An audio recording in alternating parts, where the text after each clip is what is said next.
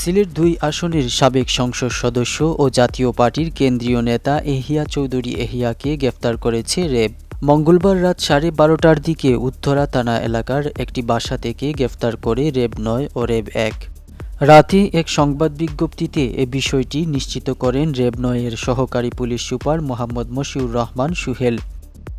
বৈষম্য বিরোধী আন্দোলন চলাকালে ছাত্র জনতার উপরে হামলার অভিযোগে গত ২ অক্টোবর কোতোয়ালী থানায় মামলা হয় সাবেক এই এমপির বিরুদ্ধে।